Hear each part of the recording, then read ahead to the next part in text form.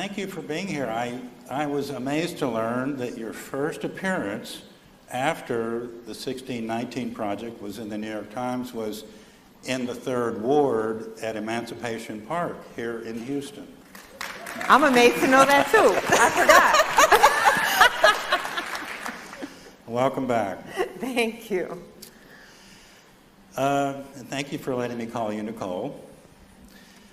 One of my favorite stories in your book took place in your high school class in Waterloo, Iowa, with your teacher, Ray Dial, when you discovered the year 1619. Would you please share that story? Absolutely. First of all, hello, Houston.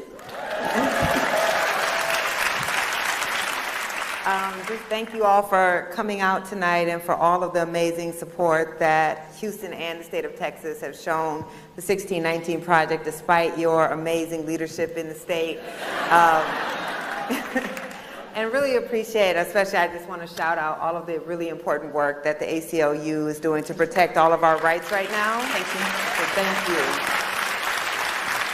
If there was ever a time where we needed to understand why something like the 1619 Project exists, we could not have written the script better, right? Like everything that's happening in our society is why this has to exist.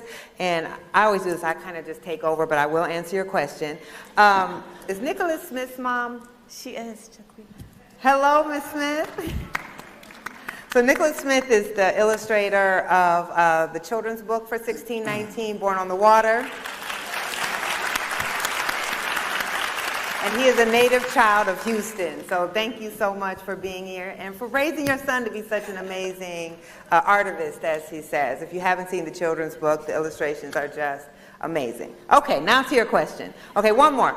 Are there any educators in the room tonight? Yes. Special shout out to all of the educators who are determined to teach the truth to our children, no matter what these folks in your state house are saying. It just takes a tremendous amount of courage right now and stamina and resilience to do what you do. I know you are not as appreciated and respected as you deserve to be. But as a public school kid, I just want you to know I appreciate you. My child is in public school. And now I will answer your question, because if it weren't for a public school educator, I wouldn't be on stage with you right now. I would have never known about the date 1619. And so, you know, I grew up in Waterloo, Iowa. Yes, there are black people in Iowa. Yes, most of us are related. But I grew up in a town that didn't have a huge black population, but it still had enough black people to segregate us. And so starting in the 2nd grade, my parents enrolled me in a voluntary school desegregation program where black parents could opt to bus their kids out of their neighborhoods into white neighborhoods and white neighborhood schools. And so that's what my parents did. And starting in the 2nd grade all the way until 12th grade, I was bused out of my neighborhood into white schools. And my high school offered a 1-semester Black Studies elective course called From the African American Experience, and it was taught by this educator named Mr. Ray Dow. If you have read the preface to the book, then you know I shout out Mr. Dow by name. Mr. Dow was just this amazing educator. He actually was a college professor. He taught college-level Black Studies. And as you can imagine, in our high school, all of the black kids were bused in to a school that wasn't ours. And so we were often made to remember that this school did not belong to us. There were lots of racial tensions at my high school. So the administration had recruited Mr. Dow to be a disciplinarian to us wayward black kids, right? They brought him in to get us together, but they didn't know they were importing the enemy, right? So Mr. Dow was one of those radical black educators who, instead of trying to control us, he sought to liberate us. And he taught this class on Black Studies, and he taught it at a college level because that's what he did. And when me and my friends decided to start this covert underground black newspaper, he was the teacher who would let us into the teacher's lounge after hours so we could print our paper. And when we led walkouts at the school because we were demanding better treatment and we believed that Black Studies should be a year-long course and that it shouldn't be an elective, that you shouldn't be able to elect into learning our history. He's the one who told us exactly how far we could go up to the line without getting expelled. And so he was the only Black male educator I ever had, and in this class, you know, I often think about, my favorite movie is Malcolm X, and I think about that moment when Malcolm X is in the jail cell, and Elijah Muhammad comes to him on a vision, right? It's like a ray of light that comes into the cell, and he's transformed. His world is never the same, and that's what Mr. Dow's class did for me. So all of a sudden, in this 3 months, I'm learning more about Black people in America and the globe than I'd learned my entire life. And it was in that class that I realized there's actually things you can learn about Black people, right? Because what I think we don't understand, it is the known world. For a child, what you know about your world is what adults have taught you, or what you have gathered from television or movies or museums. And Black people really didn't exist in that world, except we were enslaved, and then Abraham Lincoln freed us, and then 100 years later, Dr. King gives a speech, and that's it, right? That's the whole story.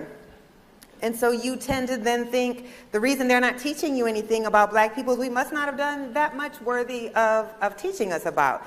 And then here I am in this class. I know it's a long answer. Good. I love it. You're going to get through 3 questions on that list. So here I'm in this class, and all of a sudden, I'm being exposed to this whole world of knowledge that no one ever thought it was important enough for us to know. So being the nerdy child I was, I started asking Mr. Dow to give me books to read on my own outside of class. Like, this one class was not enough. And one of the books he gave me was a book called Before the Mayflower by Lerone Bennett. And I took it home, and I'm reading it at my dining room table, and like 30 pages in, I come across the date 1619. And I didn't know when I got the book what the title was evoking, which was saying, I thought Before the Mayflower was talking about African history before we got to the United States. But on page 30 or so, he talks about this ship called the White Lion that lands in Virginia a year before the Mayflower lands at Plymouth Rock. And I was astounded, right, that we know every American child learns about the Mayflower. And yet no one had ever taught us about the White Lion that arrived a year earlier, that I would argue had much more of an impact on the country that would be built. And so I realized at 15 years old, one, like the powerful symbolism of that date, of a lineage, of a Black African lineage that went all the way back to the earliest days of the original colony, but also to the power of erasure. Because then I understood at 15, it wasn't that there wasn't knowledge to be had. It was that people had chosen not to teach us these things. So what else hadn't they taught us? So I became both really empowered to know there was all this knowledge that there were books, that there was knowledge, that there were contributions, but also really angry that I had spent most of my life feeling diminished, demeaned, erased, that maybe we were inferior people in some ways because we didn't seem to have much of a history or much contributions, and that had all been intentional. And then I understood why, because I became a completely incorrigible student after that, right? So you realize, oh, they don't teach you this, because then you start to challenge. So I would go in my other courses and I challenge, like, why do we only get to read one Black poet in my AP English course? Well, why aren't you talking about this in my social studies course? And it was just that one teacher who planted that seed and just showed me that there was a lineage to be known. So I've been obsessed with 1619. I mean, it was maybe 5 years ago that I was in high school. Are y'all just gonna disrespect me and laugh like that? Okay, I got you. But so for 30 years, for 30 years, I've really been obsessed with the date 1619, both for just the facts of it, that there was this history that had been erased, but also just the powerful symbolism of a people whose legacy outdates nearly everyone else who's here. What was that, a 20-minute answer? That was beautiful. Well, I Connie. want to build on Randall's question about inspiration, and I want to switch to courage, because in your book you talk about Mr. Dial, as you just did. You talk about your father and the flag, and what that meant to you as a child, and in retrospect. But to me, it takes a lot of courage to go before the New York Times editorial board and go pitch something that I'm sure that they were not thinking of, and then to be able to turn it around like that, and then to take that project and make it into all the things that it's been. Where do you find the courage to do that? I mean, you have a book, you have a podcast, you've done lots of interviews, you have this project now that is debated at the highest levels in the ire of elected officials. How do you get up every morning and do all of those things? So I would not, I don't think what I do takes courage. This is, I guess, the benefit of studying history is I study people who actually had to have courage to do their work, right? People who had no protections of the law, people who had no status in society, people who didn't work for powerful institutions like the New York Times. The courage of my own grandmother, who was born into a family of sharecroppers, and when my father was 2 years old, decided her children wouldn't pick cotton.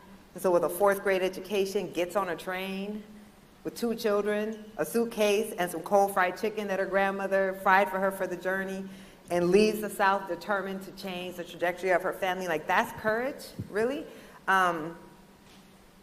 If I were to describe what I have, it's probably audacity, not to know better. That works. Because it does, I will humbly say it does take a certain amount of audacity to go to the New York Times and say, let's take over an entire issue of the magazine and just talk about slavery. But that's kind of the beauty of, one, I'm an Aries, so I really, I don't know boundaries. And I had spent, are there students in here? Yes. Any students? So I think it's important for students to know, I've been a journalist for 20 years, and I fought really hard to get in the position where I could go to the New York Times with confidence and say, we need to do this, and they would actually listen to me. That wasn't most of my career. I often describe my career as being like Master P trying to sling mixtapes out the trunk, right? Trying to get, y'all probably don't even get that reference. It's okay. Look it up. Look it up. Look it up. But, of having the same mind, same ambition, same ability to bring about stories, but not being in places that believed I could do it or believed that those stories were important. And by the time I pitched the 1619 Project, I had won every accolade journalistically that they say you should win, except the Pulitzer. So I had put myself in a position to be undeniable. Now, it doesn't mean they won't deny you. We saw what happened at UNC. We won't talk about that.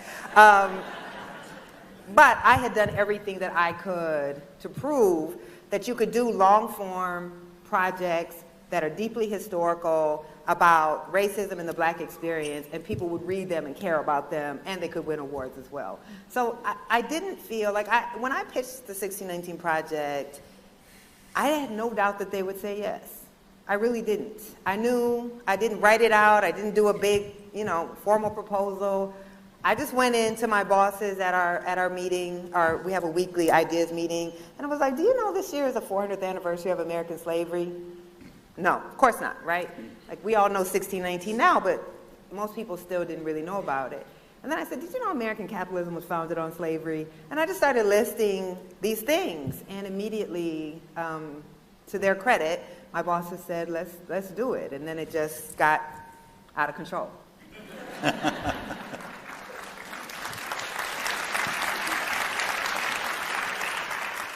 If y'all clap after everything I say, you will be the most amazing audience ever. Man. Thank you. Houston is an amazingly friendly place. Houston is a great city. It is a great city. You've been touring America for almost a year since the project came out as a book. What have you learned? What about America, about people, the reaction to your book? What's new for you? That's a great question. Well, thank you. I've been interviewed many times, and after a while, you don't have any new questions that have been asked, so I appreciate that. You know, I've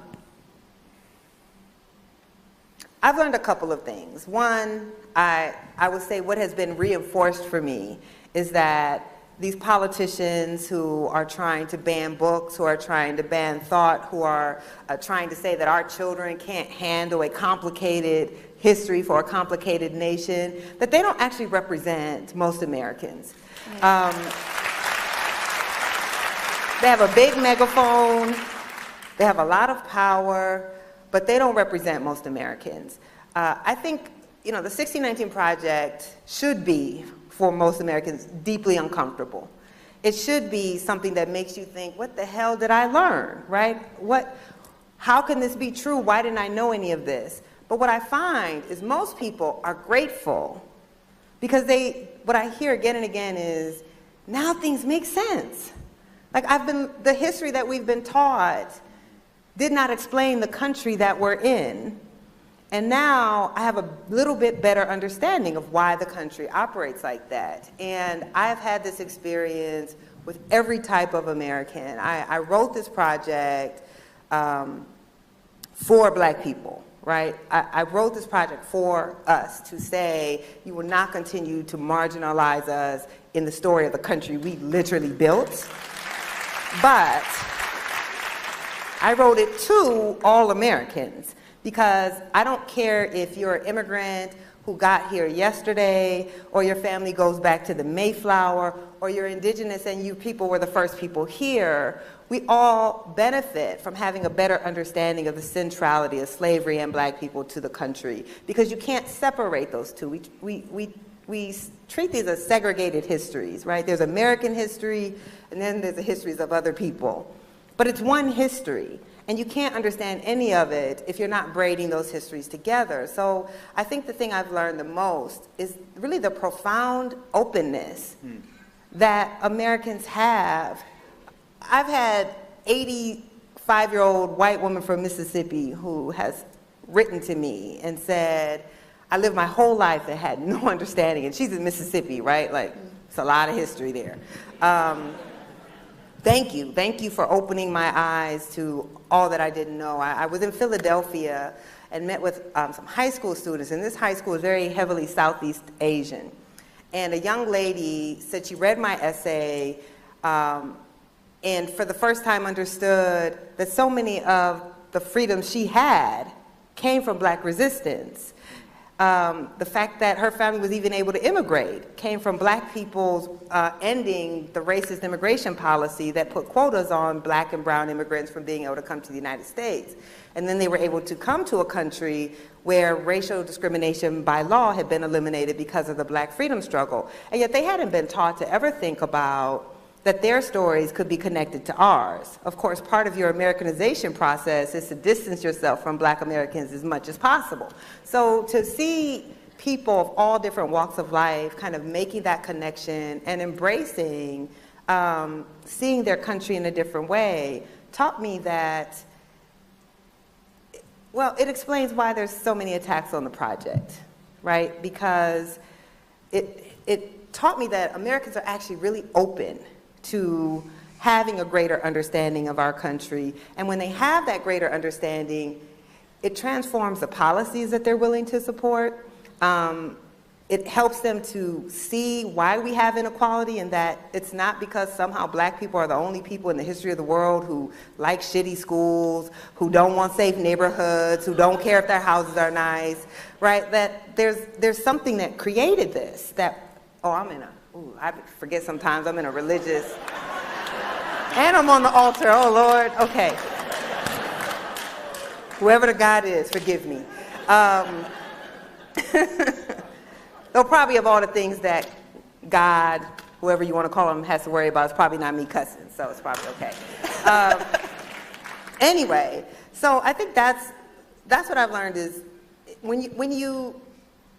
this was a deeply, we talked about this at the dinner. This was the hardest thing I've ever done, right? This history is painful. It is ugly. When you just see wave after wave after wave of atrocities that Black people have had to bear for no reason, it was just extremely emotionally taxing. And then you do have to fight this like constant sense of rage, right? Or this belief that like this country just doesn't give a damn about us, which may still be true, but then you see that there are just really millions of Americans who, if they knew better, if they were taught a more accurate history, something that really helped them understand society, that they would support efforts to make us a more equal country, but they're taught a history that actually allows them to be satisfied with the country that we have. And that's really, I think, why the attacks are coming, because if we learn this different history, then we can see a vision for our country that doesn't have to be what it is right now.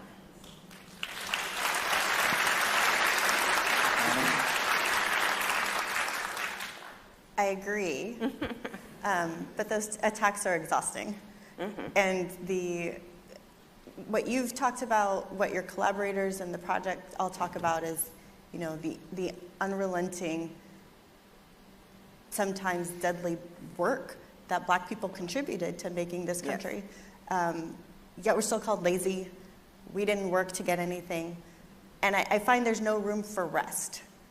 So my question to you is, how do you find rest? And how do Black people find permission to take rest without feeling guilty? I'm gonna give the worst answer on that. You don't rest. One, I think I'm like a lot of Black women in general, where I feel like our communities are in danger. Like we are a literal firewall of democracy. Like how, when do we rest exactly? And it's not being like, superwoman, except we are tasked.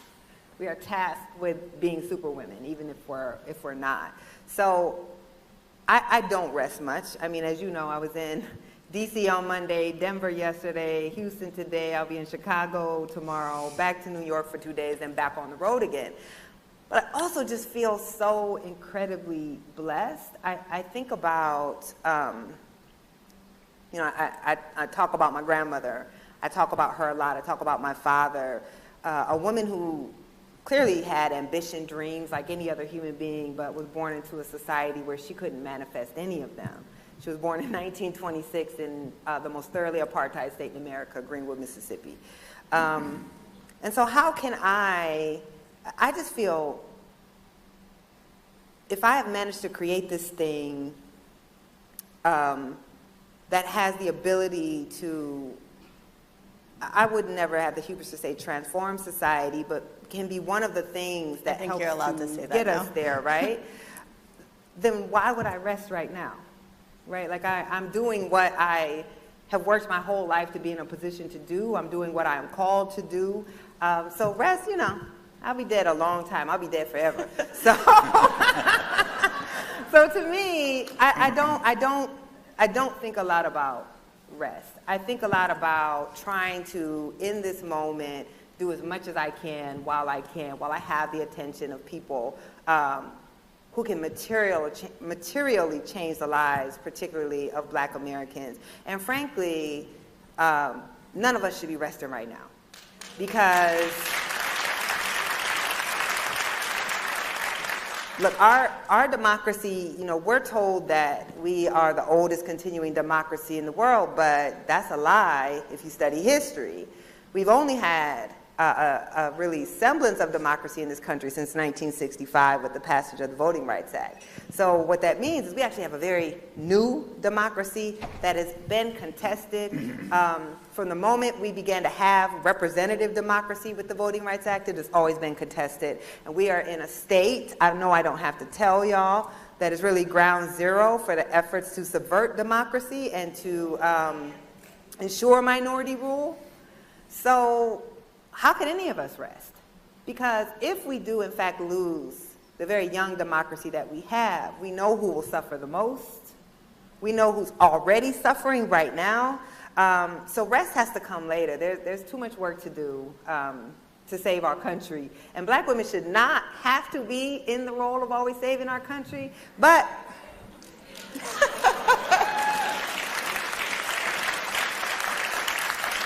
what choice do we have, right? If you go back to the Combahee River Collective, and what do they say? If black women are free, then all people will be free because black women sit at the center of all oppression. So this is the work that we must do, and this is the work that I will do.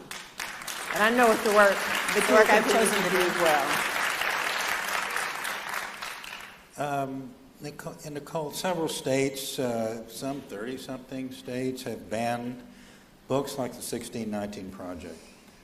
What would you like us to understand about that? Well, healthy societies don't ban books.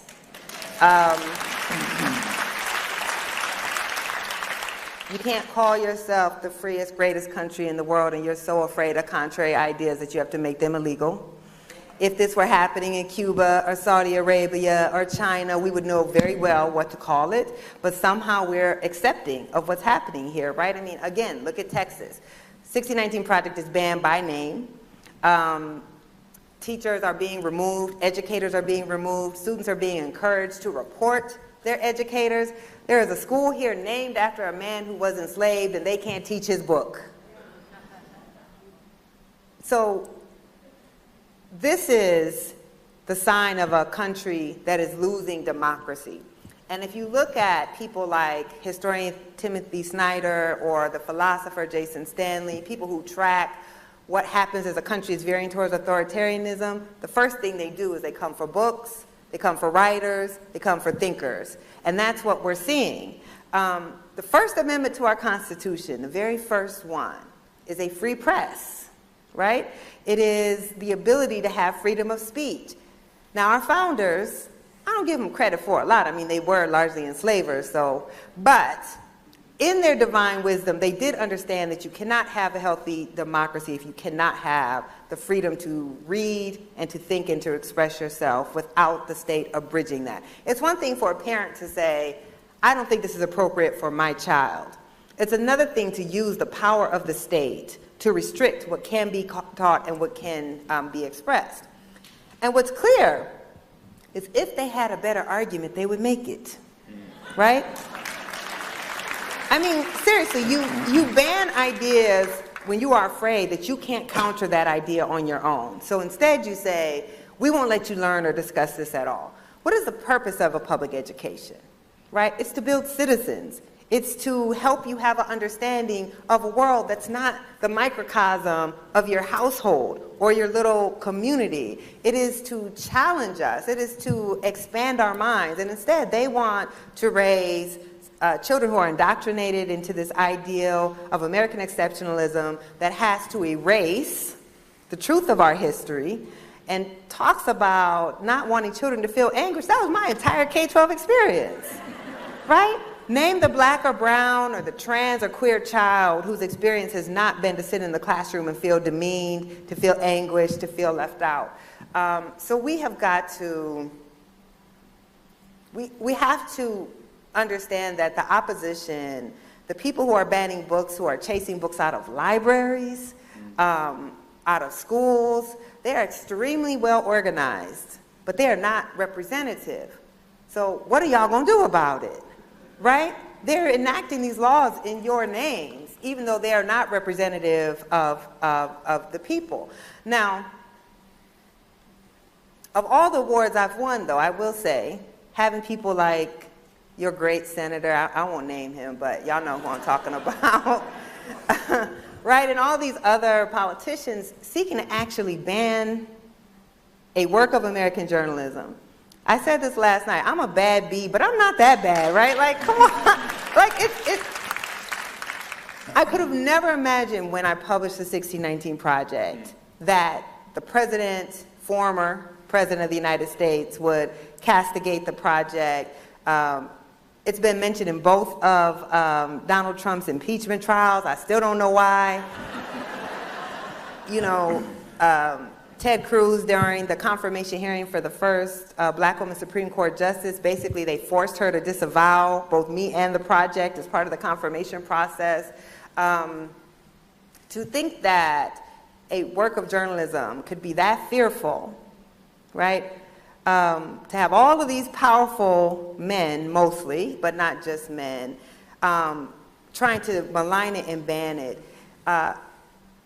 what it tells you is the power of who gets to control our national memory and how we think about and conceive ourselves. Because at its root, the 1619 Project is a work of memory, right? It's trying to challenge this crafted collective memory we have of the United States as this unique nation, the freest country in the history of the world, the only country that puts in its founding documents universal equality, you know, some of the most famous words in the English language. We hold these truths to be self-evident, that all men are created equal, endowed by the Creator with inalienable rights, were written by a man who owned 200 human beings at the time he wrote those words.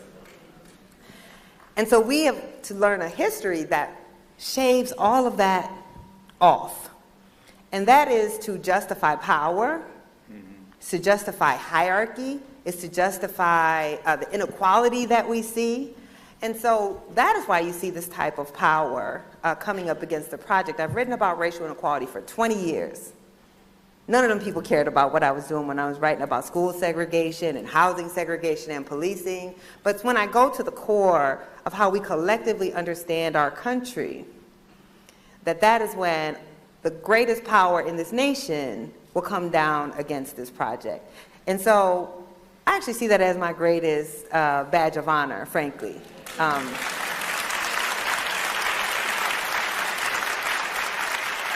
Yeah. Nicole, I wanted to follow up, speaking about, you know, what are we going to do, the actions.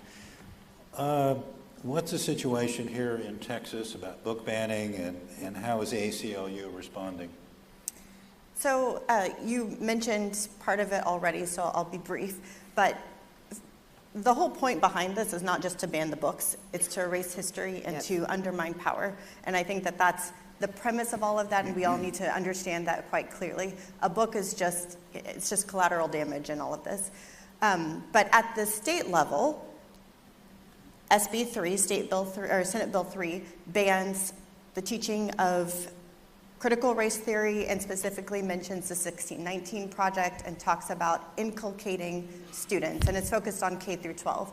And then beyond that, we have at the local level what we often read happening in the suburbs of Houston and Dallas and even San Antonio now is state school boards, our ISDs, our independent school districts, specifically banning books. And those book bans are often targeted at books that talk about the identities, histories, growing up experiences of people who identify as Black, people who identify as LGBTQ, especially the T, trans, and then people who identify as non-Christian religious experiences, including Jewish people. And all of those are meant to erase those histories, those identities, the narratives, the being able to have an experience that helps you to see yourself. Because if you see yourself and you know that you have power and access and can accomplish something, beginning with understanding your background, then you're unstoppable. And if the good way that people have found to stop you is to take that out of your bookshelf and to prohibit your teacher or someone in your school district from teaching you, then that's what's happening right now. And so, as Nicole said, what are we going to do about it? And I think that's the most important thing. Because when we talk about the state, it is very scary at the state, but this is happening in our backyards, in our school districts, and you all probably pay taxes. And so everybody in this room, regardless of whether you have a student in K through 12, needs to speak up about it. Whether that's to a neighbor or speaking up on social media or showing up at the school board meeting. And when the legislative session starts, we're going to hear this all again because it's not over and we need to be ready for it. At the ACLU of Texas, we have focused on book banning and have specifically targeted places like Grapevine, Colleyville, and places around the state on these issues. We fought hard to try to stop Senate Bill 1 and the House bill that was like it that would now prohibit critical race theory and the teaching of the 1619 Project. And our work won't stop. Part of working on free speech and freedom of expression is what we have always done and we will continue to do. And so I hope people here will stand with us to do that.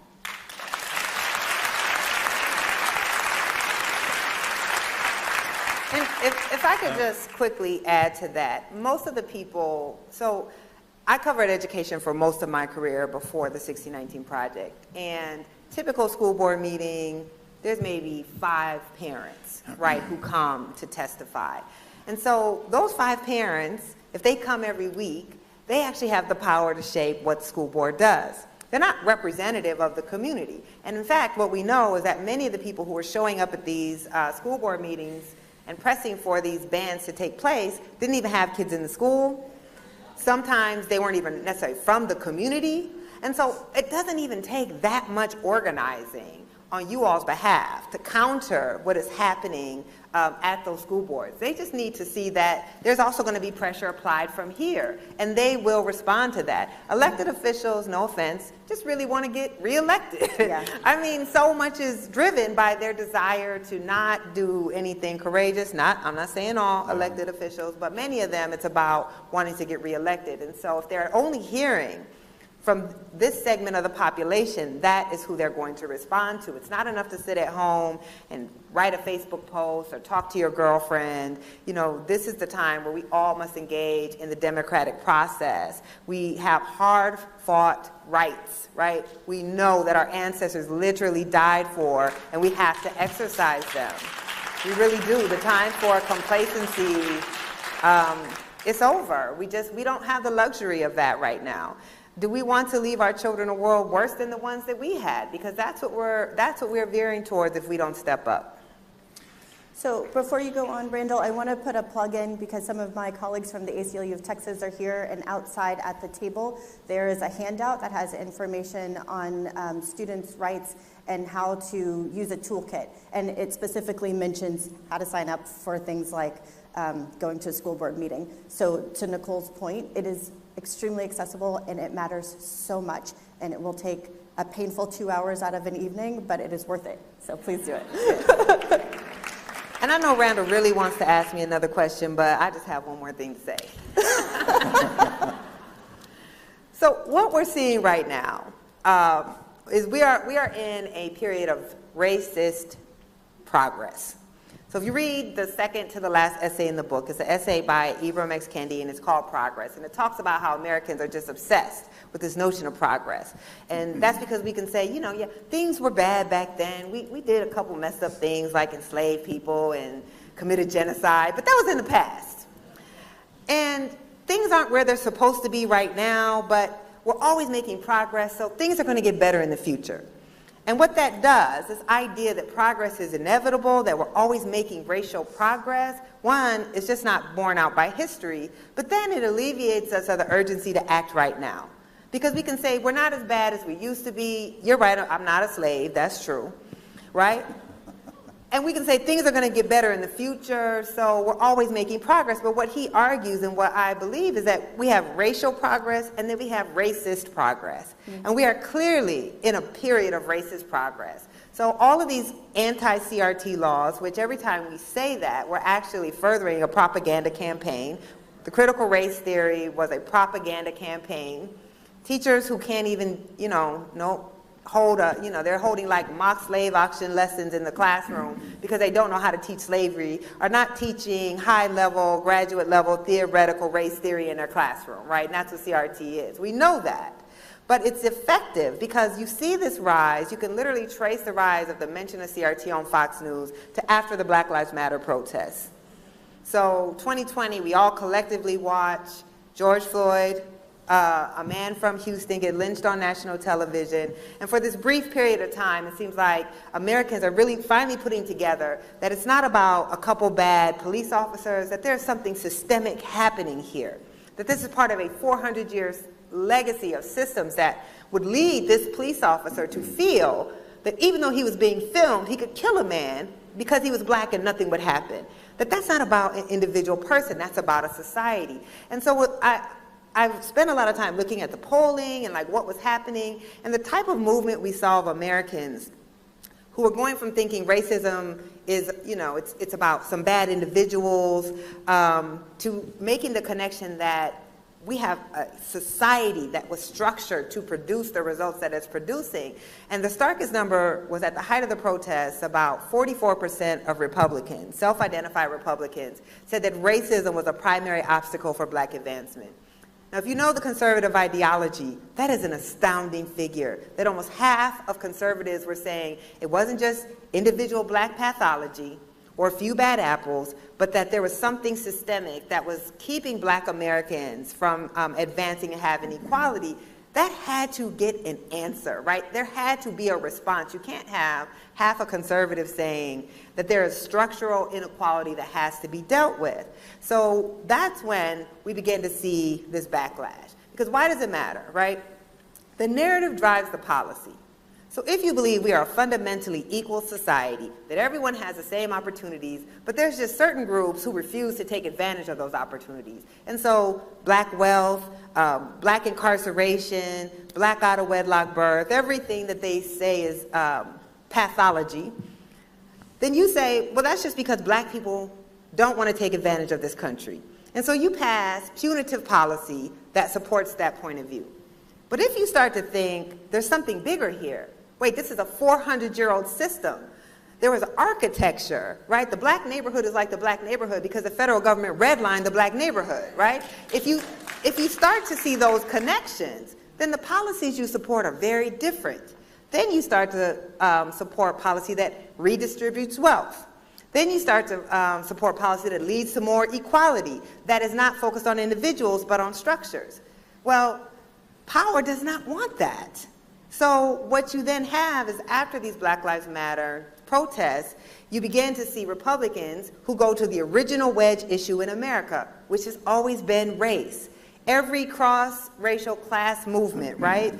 Every movement where working people, where low-income people tried to collaborate across class for their own material interests always gets broken up by race, where white elites tell poor white people, you are not like them. You might not have a pot to piss in, but you're white and they're not. And it works every time. So we saw them begin to sow those seeds of, okay, these black folks, they just don't want equality. They want to take your heroes. They're pulling down your statues to your white heroes. They want to take your history. They want to tell your children that your children are racist. They want to take your country from you. They're replacing you. And that's how you break apart, right, a cross-racial social movement, is you go to that original wedge issue. And so that's why we're all talking about this, is you have a party now, a Republican Party, that is saying pretty explicitly, we only believed in democracy when democracy was for white people. And if democracy is multiracial, we actually don't want democracy at all. And that's what's happening in Texas, right, where the hyper-gerrymandering, where you can win the majority of the votes, but not win the majority of the seats. Or where they say, if you don't vote the way we like, we should have the right to overturn those votes. That is a people who don't actually believe in democracy. And there's this great book, and then I'm sorry, I'm going to let you get back to your question. There's this great book called How Democracies Die, because most of what I'm reading right now is, I don't feel like the American press is rising to the moment. I think too much of our political coverage is being driven by people who've never lived at the margins of American society, so they actually think everything will be okay, and it won't. And so I'm reading these books that give you like a checklist, like what are the things you see in a society when a society starts to lose democracy? And they write about this phrase that I'd never heard before, and they say that until 1965, America never had a democracy, we had an ethnocracy. An ethnocracy is a democracy for a single race of people. And that's what we had, right? So we had a democracy for white people, which means even if your political opponents win, you don't like it, you don't like their policies, but you believe they're legitimate opponents. You believe that they legitimately can lead the country even if you don't agree with them. But now we have a place in this country where they don't think that people of color can legitimately lead the country. They don't believe that. So now they're like, you're not legitimate. Even if you win all the votes, we don't consider you to be the legitimate ruling people of this country, and so we will get rid of democracy. So that's really where we are. And we have to do as James Baldwin said. James Baldwin said, white people have to give up whiteness. Now, I know, you know, if Fox News is in here, I'm going to be on Fox News saying white people can't be white and they have to be ashamed of being white. But what he's saying is whiteness is a construct. It's not saying you have to be ashamed that your ancestors came from Europe. It's saying that whiteness was created as a power dynamic and a hierarchy in this country. And if you want to have equality, you have to give up the belief that certain people should be on top and others should not, and you were born into that legacy. That's what giving up whiteness is. And if we don't do it, we're going to lose the little bit of democracy that we have, and we're going to lose our country. And that's my message. Sorry.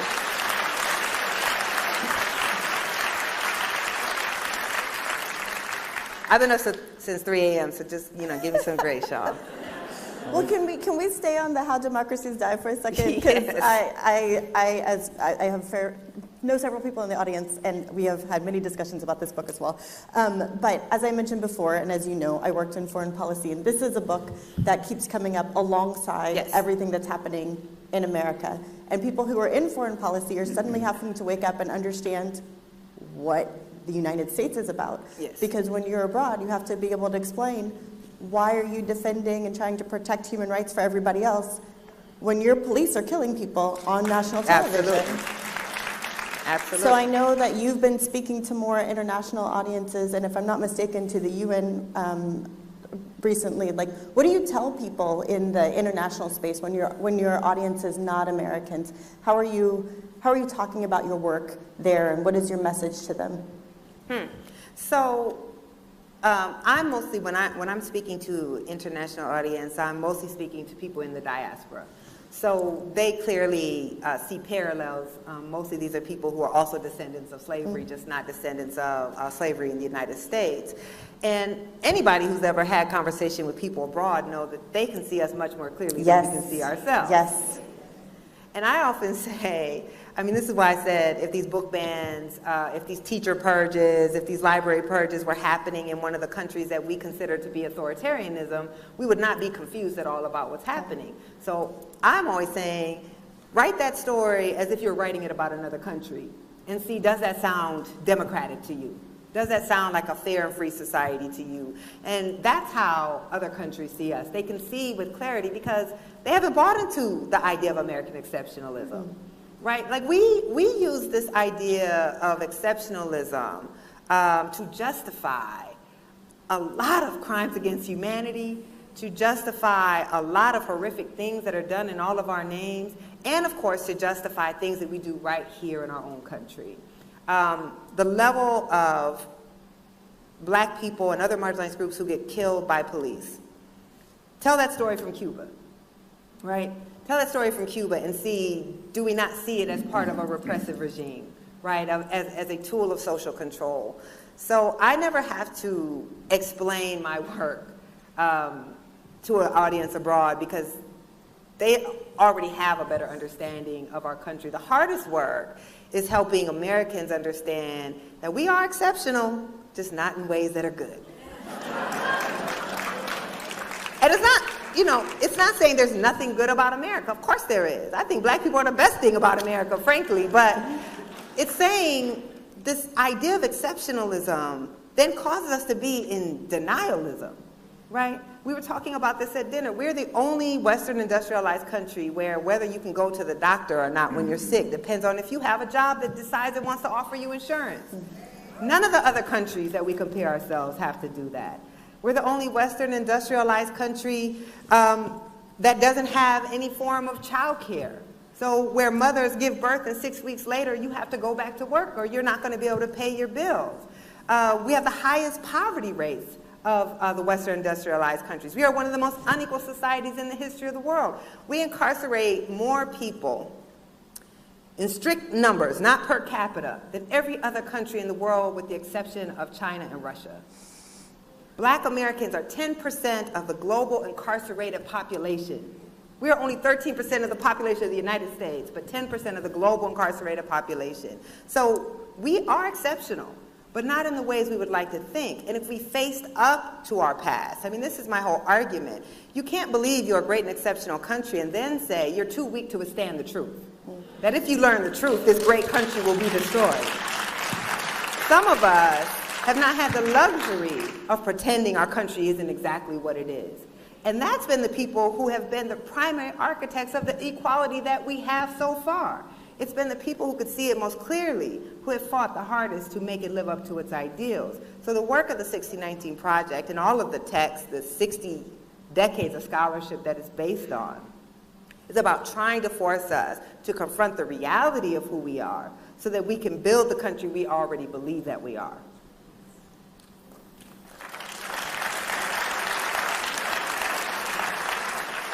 Some of the issues you just mentioned, that the lack of health care and inequality and unfairness is due to Washington gridlock we have today, in your book, I think, points out that the founding fathers, especially the southern ones, especially in Virginia, pushed to create a government with excessive checks and balances, while other world democracies were created for more, that are more action-oriented.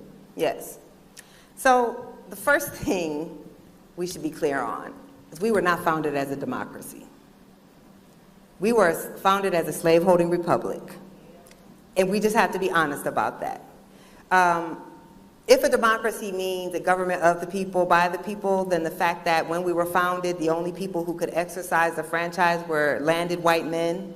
So most white people couldn't vote, women couldn't vote, black people were enslaved, and indigenous people were not even considered part of the nation. So it is a very successful propaganda that we even think that we were founded to be a democracy. We were founded to be what they considered a representative republic, but we were a slaveholding republic.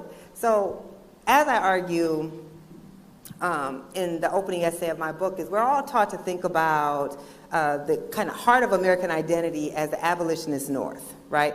That the revolution, the heart of the revolution was Boston and Philadelphia. That's not true. The heart of the revolution was Virginia. Our country was largely shaped not by liberty-loving people in the North, and by the way, all 13 colonies at the Revolution engaged in slavery. There were no free colonies during the Revolutionary period. But the heart of America was the slaveholding South. So the drafter of the Declaration of Independence, an enslaver from Virginia. The father of the Constitution, enslaver from Virginia. Bill of Rights, enslaver from Virginia. Patrick Henry, give me liberty or give me death, enslaver from Virginia. First president, enslaver from Virginia. 10 of our first 12 presidents, enslavers, most of them from Virginia. Majority of our Supreme Court, enslavers. Majority of the Senate, enslavers. How do you have all of the most powerful people who are shaping the political, social, cultural institutions of a nation are enslavers, but somehow slavery has little to do with the country that was born?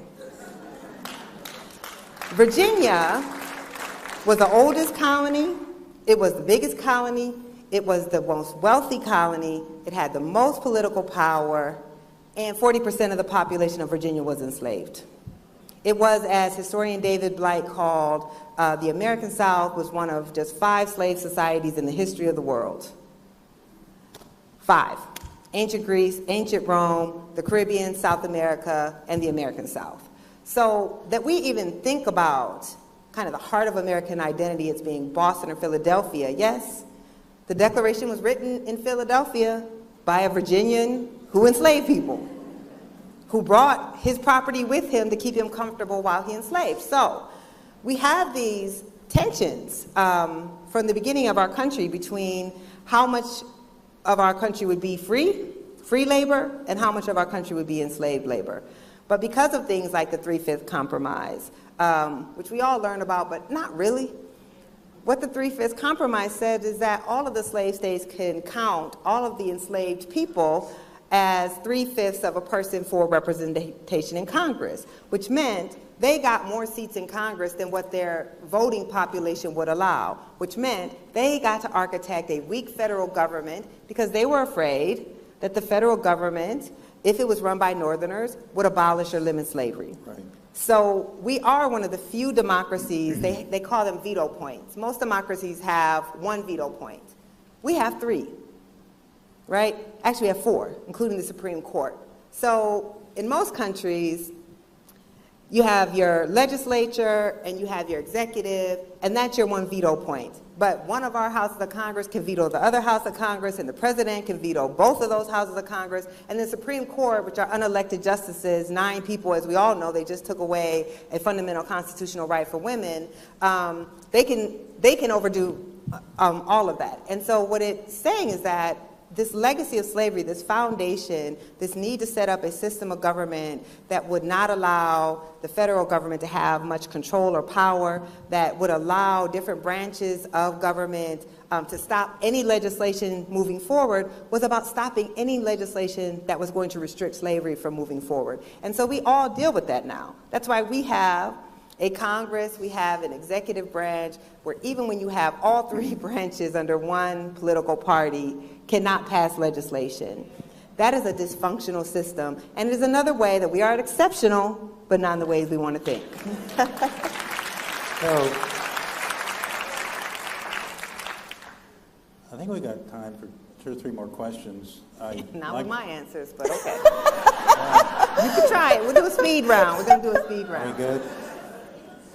There's a great essay by Brian Stevenson in your book that points out that Germany had a meaningful reckoning with the Holocaust, while America hasn't reckoned with slavery. Yes.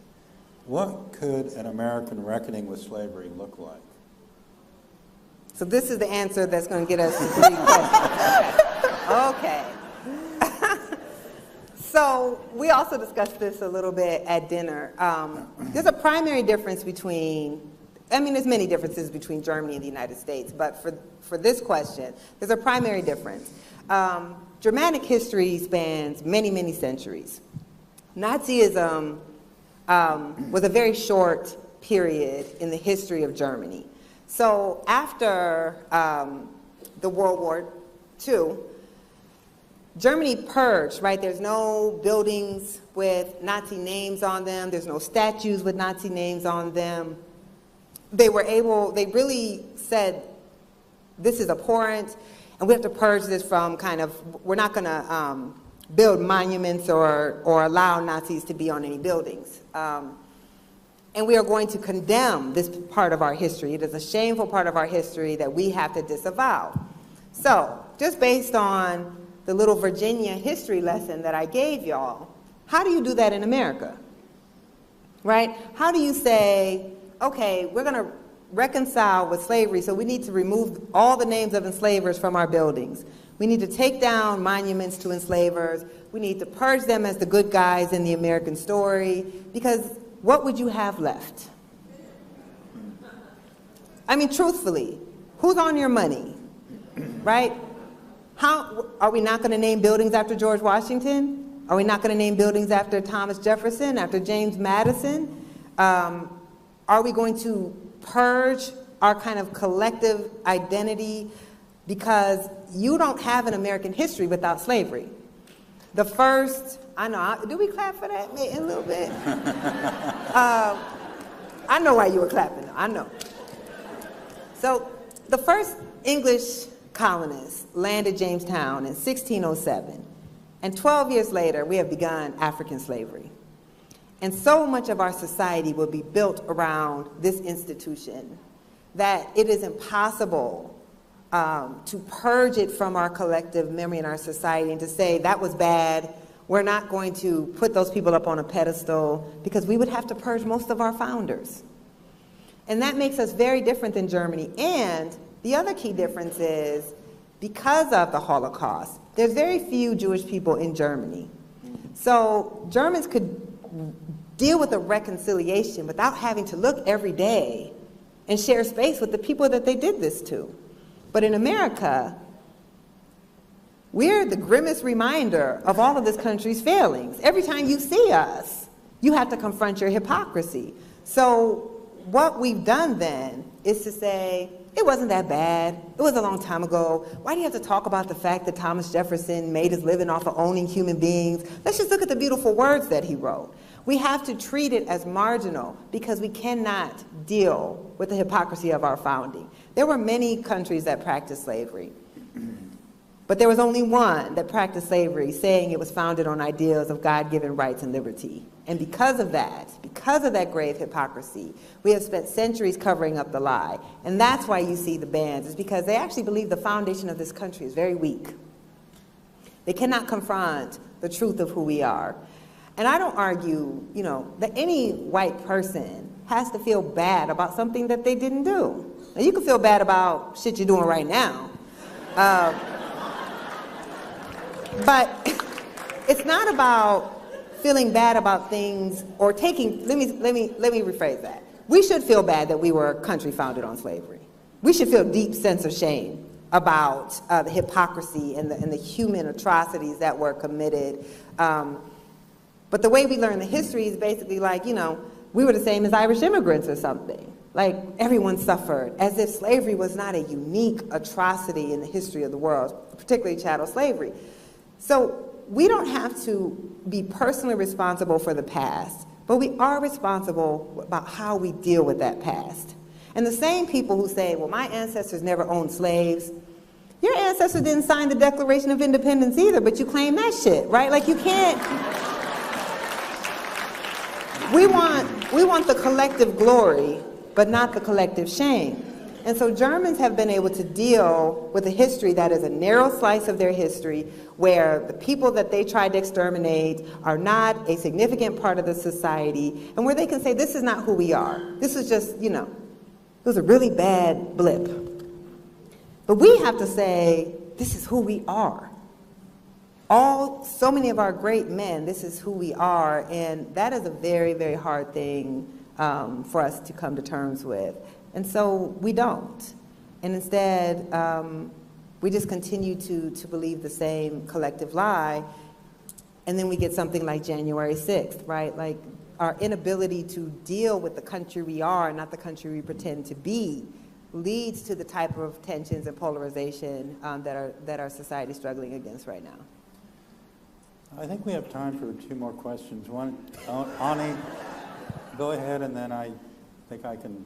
I mean, he's the boss. So. Wrap it up. Well, I can combine my questions then. Okay. So one, you have a daughter. So how do you explain George Washington and Thomas Jefferson and the police to your daughter? And then my follow-on would be to talk a little bit about your book, Born on the Water. Because when I think of just the opening and the assignment, so in the book, it starts with an assignment of a little girl having to tell her family tree essentially, and can go back 3 generations. If you are a Black American who is a descendant of slaves, this is a very common experience, because you can tell about your grandparents, maybe your great-grandparents. I had an aunt that I knew her parents were born into slavery. And she was very old, but there are no documents that help you really document all the pieces beyond that. Right. So how did you, I felt like you were writing the book for me, for my children, for every teacher I've ever had, but who were you really writing to when you wrote that? I was.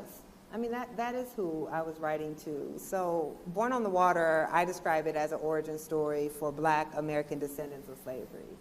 And I wrote it because I was that little girl who got that assignment of being tasked with, writing a report on your native country and drawing your native flag, and being the Black kid in the class who's like, what do I do?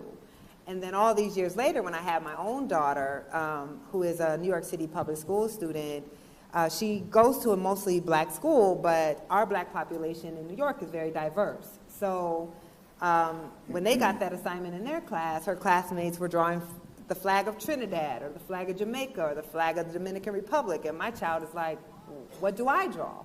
And it's just one more time where you feel a distance between yourself and the rest of the people who live in your country, and where you feel like we don't have a history, right? Like, we're taught that our history begins with slavery, when clearly it doesn't, and there's nothing shameful about that history, but our history doesn't begin in slavery. So I wrote that book to give us an origin story. And so the book has the girl come home and tell her grandmother that she got this assignment, and she was ashamed because she didn't know what to do, and her grandmother sat her down and told her about her people who came from Angola, which were the first Africans who were sold into Point Comfort, Virginia, came from Angola.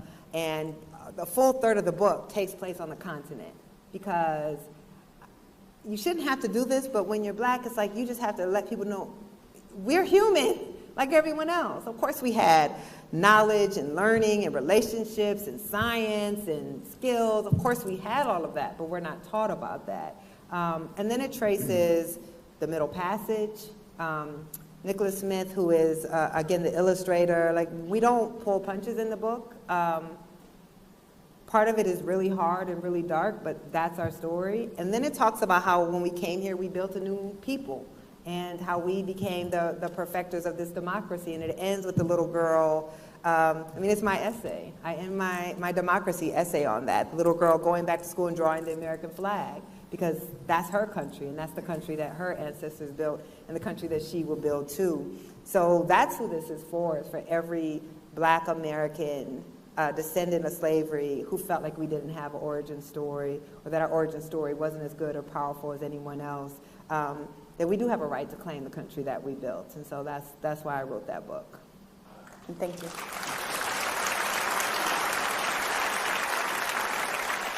I'm still not flying the flag in my yard, but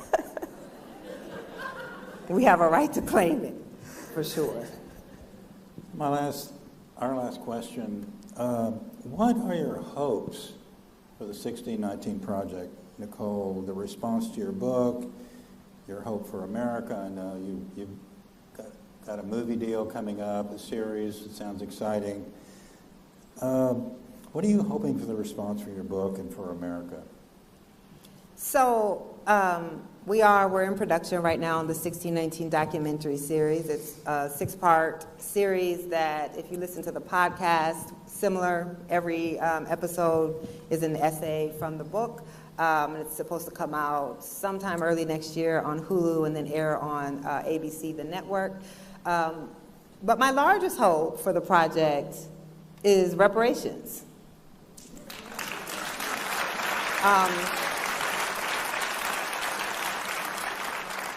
The final essay in the book is called Justice, and what I argue in the book is if you read the book from start to finish with an open mind, there's only one conclusion that you can come to, which is that this country owes the descendants of American slavery a great debt. It is a moral debt, but it's also a financial debt. We're taught to think of slavery as a racist institution, and we like to think about that way because it's somewhat comforting, because then we can say, well, we passed all those civil rights laws in the 1960s, so you all have equality, we have ended racism in the law, that is all this country is required to do. But slavery was an economic system. You don't transport 13 million human beings across the Atlantic just because you don't like black people. You transport 13 million people across the Atlantic because you want exploitable labor. And that is what they did. And then they create racism to justify the exploitation, right? How do you treat people like their property? You have to say they're not human like you. But this was an economic system. It was an economic system designed to extract wealth from black bodies and redistribute that wealth to white institutions and to white Americans, as was what we benignly call Jim Crow. The 100 years that followed the end of slavery, it was 100 years of violently enforced racial apartheid. We don't like to use that term here, but if you look up the definition of apartheid, that's what it was. And that was designed to keep an exploitable class of labor as close to slavery as possible, to not allow black people to get an education that would allow them to compete economically with white people, to force black people to stay on the plantation or in menial labor jobs, to maintain the economic hierarchy. So we should then be unsurprised that since none of the civil rights laws dealt with the 350-year economic head start that white Americans have, that black Americans still have the lowest wealth of all racial groups. And in fact, the wealth gap between black and white Americans has remained unchanged since the time that King was assassinated. So we get all of these legal rights, but as Dr. King said, what's the good of being able to go to the restaurant if you can't afford the hamburger? And that's where black people are financially. So this is always like the gut check moment for me, right? People who come see me are a self-selecting audience. Probably have a Black Lives Matter sign in your yard, support, right? Say that you support equality, but then when I say reparations, the pearls get clutched all of a sudden. People feel some type of way about it. And I think we really, really, really need to ask ourselves why. The majority of white Democrats, so these are the people who ostensibly are our allies, are opposed to reparations.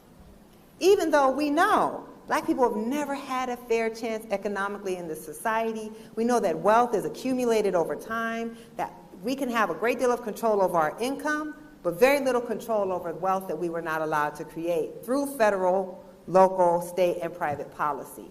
So why would we not want to alleviate the forced wealth, poverty, and suffering of 13% of our population when we can do it? One thing the pandemic taught us, we can print money overnight if we want to. $3 trillion, I don't know where it came from, but they found it, right? And the last thing, see, I see you over here uncomfortable, so I want to hear what you have to say. The last thing I'll say quickly on that, we can pass a reparations program and alleviate the lack of wealth that black Americans have. Most black people will never be killed by the police, but nearly all of us have a lack of wealth that doesn't allow us, if we have a single financial issue, right? If we have a medical bill, if we lose our job, we go from middle class to poverty instantly. And it's not because we're not working, because income stops as soon as your job stops.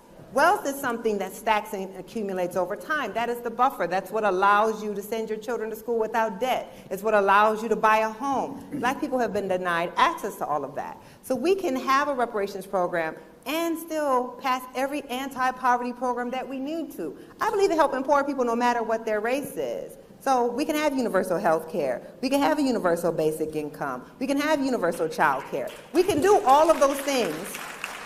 But that is distinct from reparations and the specific harm that black people face no matter what their income is. So that is my biggest hope, is that we can take reparations from being treated as a fringe political issue to being the very linchpin of any type of justice or reconciliation around slavery.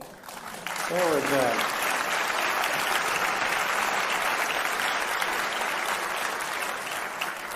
I got curious when I read that chapter and I looked up examples of American reparations. Yes. And President Reagan signed a reparation bill and an apology for the Japanese who were illegally interned Yes. in World War II. My Indian tribe, their homeland was stolen. They got reparations in the form of land. Yes.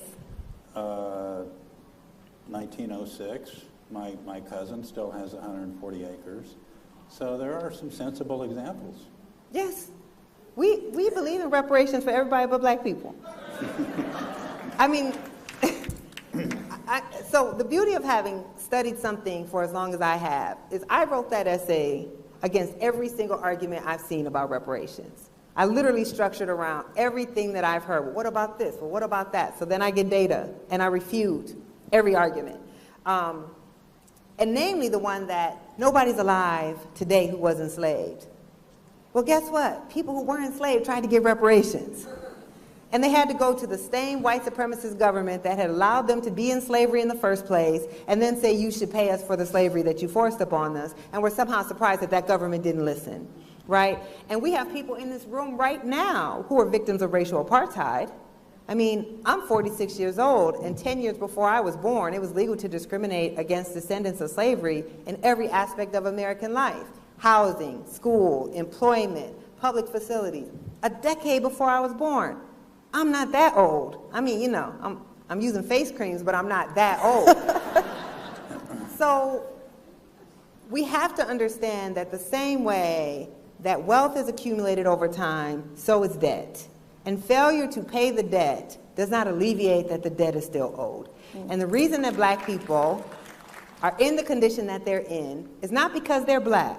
Black is a fiction. Black was made up, right? Black is a category that was made up. That's why you can see someone as light-skinned as I am and still be called black, because it is a category that was made up to order our social and economic relations. We are in the condition we are in because we descend from American slavery. And so all of these policies that were enacted were to control and to maintain as close to possible quasi-slavery for the descendants of slavery. And so that is why reparations is owed to the descendants of slavery, because our conditions are because we are descendants of slavery.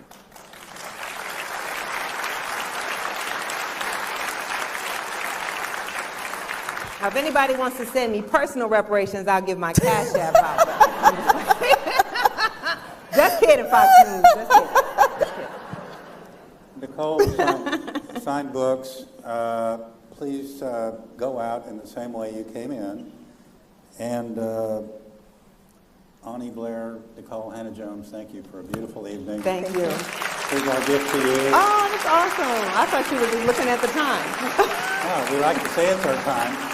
Y'all have been amazing. Thank you. Thank you.